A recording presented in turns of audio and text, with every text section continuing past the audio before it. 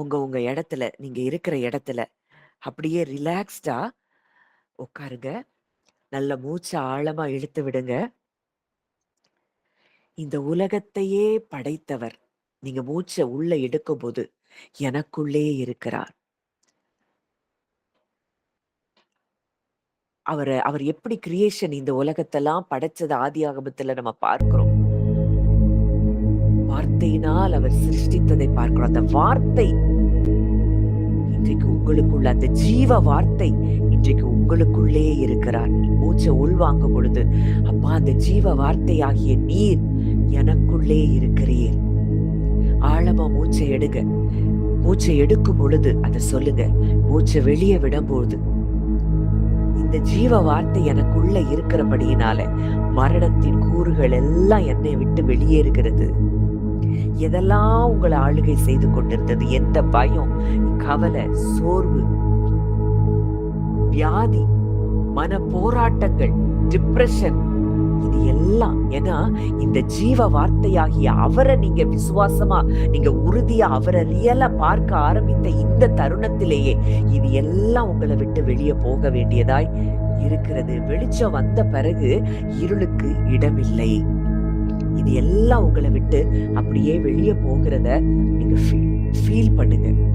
அப்பா ஜீவ வார்த்தையாகிய நீர் எனக்காக மாம்சத்திலே வெளிப்பட்டீர். இன்றைக்கு கிருபையினாலும் சத்தியத்தினாலும் நிறைந்த ஜீவ வார்த்தையாய் நீர் எனக்குள் இருக்கிறீர். அப்பா நீர் மாத்திரமே நிஜம். அது அப்படியே உணருங்க.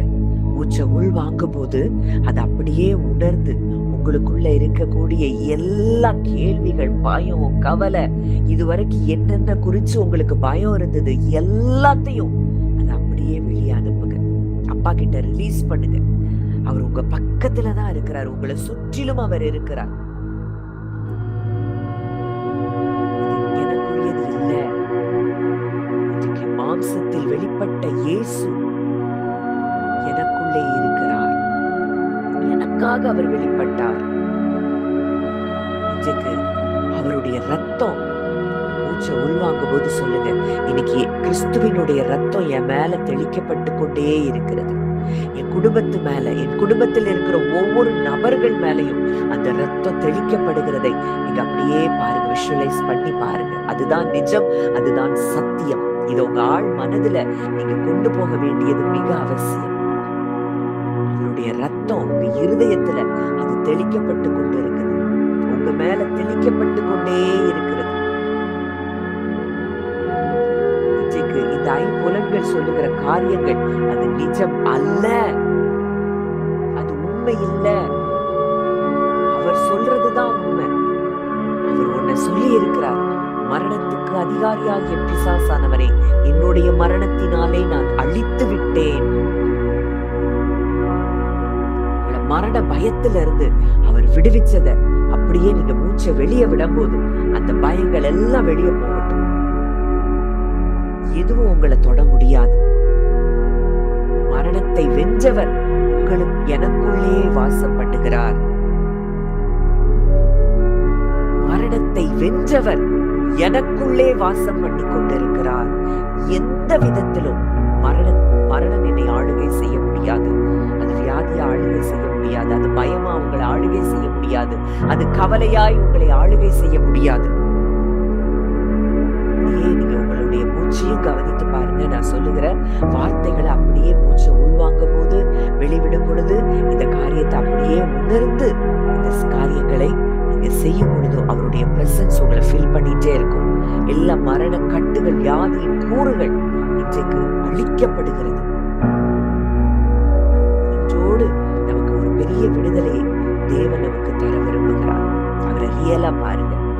சிலுவையில அவர் உங்களுக்கு முன்பாக எப்படியெல்லாம் அடிக்கப்பட்டார், நொறுக்கப்பட்டார். அவர் ஒவ்வொரு அடி வாங்கும் பொழுதும் அவர் சரீரத்துல வலிதான், ஆனா அவர் மனசு சொல்லுது, என் பிள்ளைக்காக நான் இந்த வலிய சந்தோஷமா ஏற்றுக்கொள்றேன். இதுதான் அவருடைய இருதயத்தின் சத்தம். அவருடைய இருதயத்தின் சத்தம் அதுதான்.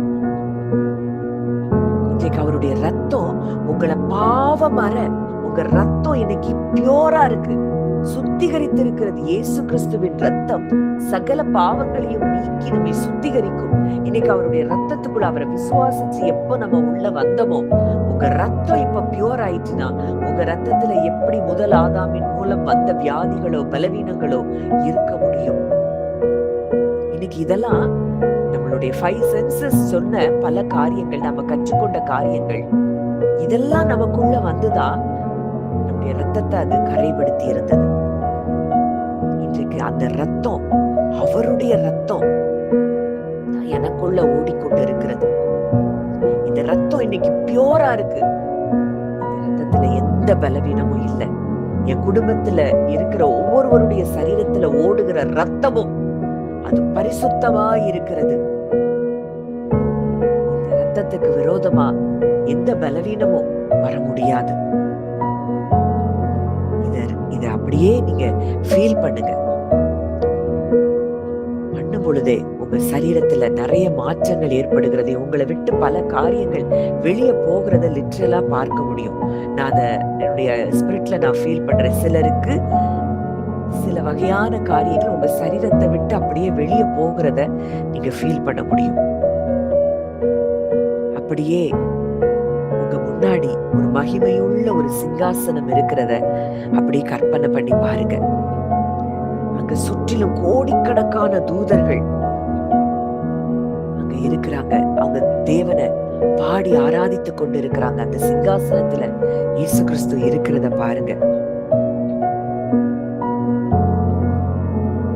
அந்த சிங்காசனத்துல இருந்து அவர் இறங்கி தன் கிரீடத்தை எல்லாத்தையும் கழற்றி வச்சுட்டு ஒரு சாதாரண மனுஷனாய் அவர் வரும்படி, இந்த உலகத்துக்கு வரும்படி அவர் முடிவெடுக்கிறத நீங்க பாருங்க.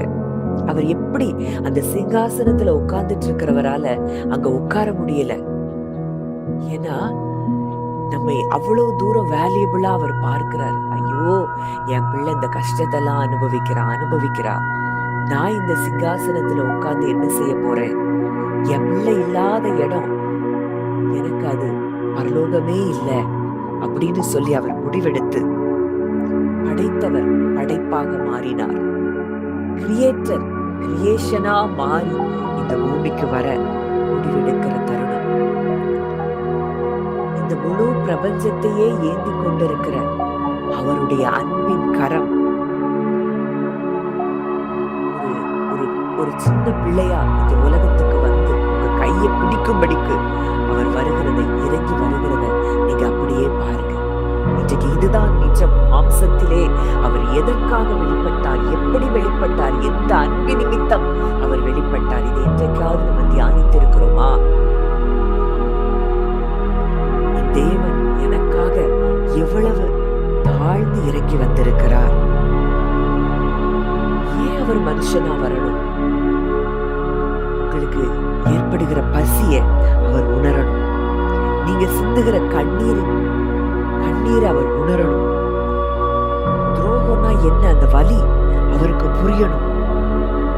ஆண்டவரே, என் கஷ்டம் உமக்கு தெரியுதா அப்படின்னு சொல்லி கேட்கும் போது அவர் உங்க கையை பிடிச்சு இன்னைக்கு சொல்றாரு. இன்னைக்கு சில அப்படிதான் கேக்குறீங்க, என் கஷ்டம் உங்களுக்கு தெரியுதா ஆண்டவரே?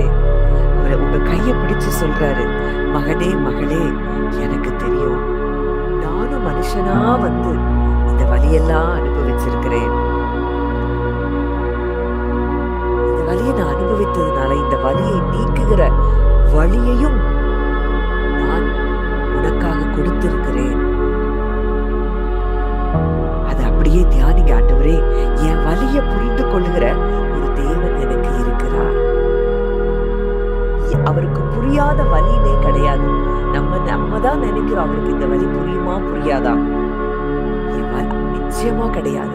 நீங்க போகிற உங்க வாழ்க்கையின் ஒவ்வொரு சூழ்நிலைகளில் உள்ள நீங்க அனுபவிக்கிற அந்த வலியை அவர் புரிந்து கொள்ளுகிற நல்ல தகப்பனாய் இருக்கிறார். அவர் நமக்கு சகோதரனாய் இருக்கிறார். அவர் இப்ப ஃபிளஷ்ல வந்ததுனால எப்பனாலும் இப்ப நம்ம அவரை அணுகலாம். மாம்சமாகிய திரையின் வழியாய் அவருடைய மாம்சத்தின் திரை கிழிக்கப்பட்டதுனால தைரியமாய் இப்ப நம்ம பிதாவினுடைய கிருபாசன தண்டைக்கு பக்கத்துல போக முடியுமா? தேவாலயத்தினுடைய திரைச்சீலை கிழிந்தது போல இன்றைக்கு நமக்கும் தேவனுக்கும் இருந்த இந்த திரை விலகும்படிக்கு அவருடைய மாம்சமாகிய திரை பிற்கப்பட்டது, கிழிக்கப்பட்டது. நம்ம அவரை தேடி ஓடி எங்கேயா போகணுங்கிறது அவசியம் இல்லை. நம்ம இருதயத்துக்குள்ளே அவர் வந்திருக்கிறார். இன்றைக்கு தேவனை நம்ம பார்க்கணும்னா நம்ம கண்ணு மூடுனா போதும், அவருடைய பிரசன்ஸ்குள்ள நம்மளால போக முடியும்.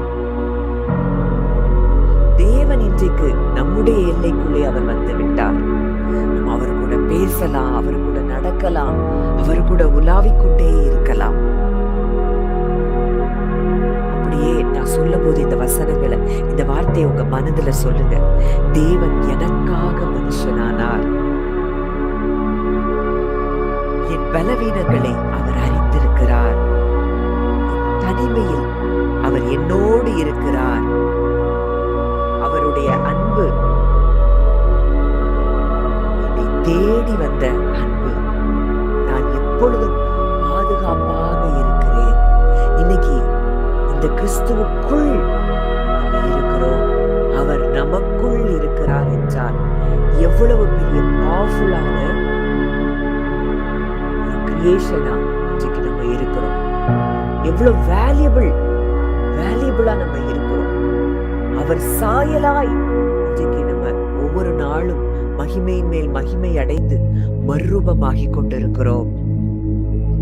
இத நீங்க உணர்வீங்கன்னா இன்றைக்கு உங்க வாழ்க்கையில பல பகுதிகளிலே விடுதலை உண்டானதை நீங்க பார்க்க முடியும்.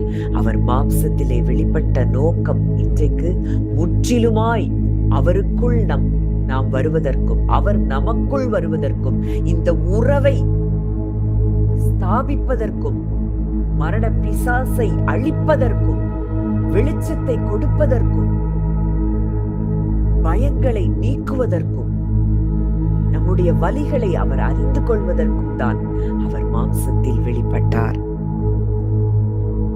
அப்பா, நன்றியோடு துதிக்கிறோம், ஸ்தோத்தரிக்கிறோம். அப்பா தகப்பனே, நீர் எங்களுக்காக இறங்கி வந்ததால் நாங்கள் அனாதைகள் அல்ல, நாங்கள் திக்கற்றவர்கள் அல்ல என்பதை இன்றைக்கு நாங்கள் உணர்கிறோம். அப்பா, இந்த மனித நேயமிக்க இந்த அன்பு இன்றைக்கு எங்களுடைய காயங்களை அது குணப்படுத்தி இருக்கிற. இந்த உலகத்துல யாரும் எங்களை இந்த மாதிரி அன்பு செய்யவே முடியாதுப்பா. அந்த அன்பை எங்க மேல நீங்க காட்டி இருக்கிறீங்க, தினந்தோறும் காட்டிக்கொண்டே இருக்கிறீங்க. ஒவ்வொரு நிமிஷமும் உங்க அன்பை எங்களுக்குள்ள வெளிப்படுத்தி கொண்டுதான் இருக்கிறீங்கப்பா. நீர் இந்த உலகத்துல இருக்கிறவங்க எங்களை புரிந்து கொள்ளாம இருக்கலாம், ஆனா நீர் எங்களை புரிந்து கொண்டிருக்கிற நல்ல தகப்பன். இந்த மேன்மையான சத்தியத்தை இன்றைக்கு நாங்கள் விளங்கும்படிக்கு எங்களுக்கு நீர் உதவி செய்தீரப்பா. உமக்கு நன்றி செலுத்துகிறோம். இன்னமும் நாங்கள் ஆழங்களுக்குள்ளே கடந்து போக பரிசுத்த ஆவியானவர் எங்களுக்கு உதவி செய்வீராக. வந்த ஒவ்வொருவரையும் மனதார நான் பிளஸ் பண்றேன். நிச்சயமா நான் விசுவாசிக்கிறேன்ப்பா. இன்றைக்கு எல்லாருக்கும் ஒரு பெரிய விடுதலை கொடுத்திருக்கிறீங்க. மனதார நாங்கள் நன்றி செலுத்துகிறோம். என் கரங்களிலே எங்களை தாழ்த்தி ஒப்புக் கொடுக்கிறோம். காத்துக்கொள்ளும் வழி நடத்தும் இயேசுவின் மூலம் கேட்கிறோம் ஜீவனுள்ள நல்ல பிதாவே. ஆமென், ஆமென்.